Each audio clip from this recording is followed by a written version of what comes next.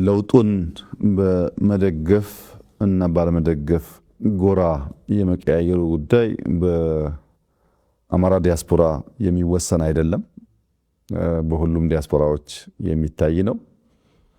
በውጭ ሀገርም ብቻ የሚወሰን አይደለም። በሀገር ውስጥም ያ ነገር ሊያጋጥም ይችላል።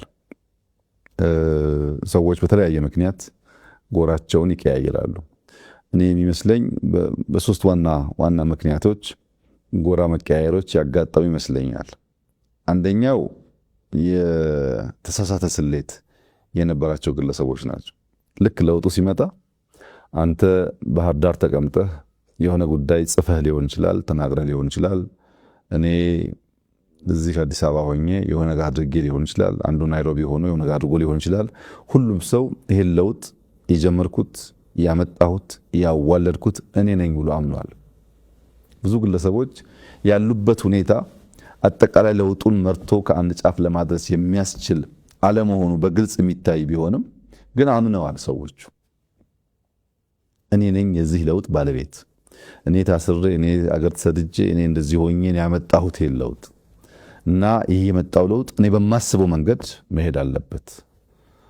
ከተቻለ ምነክስ፣ ካልተቻለ ደግሞ ማነክስ መሆን አለብኝ የሚል እምነት ያመኑ ሰዎች የተጋባባቸው ግለሰቦች ነበሩ። እነዚህ ግለሰቦች ለውጡ የብዙ ሰዎች ጥረት፣ ብዙዎች ዋጋ የከፈሉበት፣ በብዙ ድካም የመጣ እነዚያን ሰዎች በማስተባበር የሚመራ እንጂ የግለሰቦች ፍላጎት ለማሳካት የሚፈጸም አለመሆኑን ሲረዱ ሞክረው ሲያቅታቸው አውቶማቲካሊ የጎራ ለውጥ አሳይተዋል። መጀመሪያ ሮጦ መምጣት፣ ለመቀላቀል መሞከር፣ እንደፈለጉት ነገር እንደሚሄድ ማሰብ ሁኔታ ነበራቸው። ያ አልሆነም።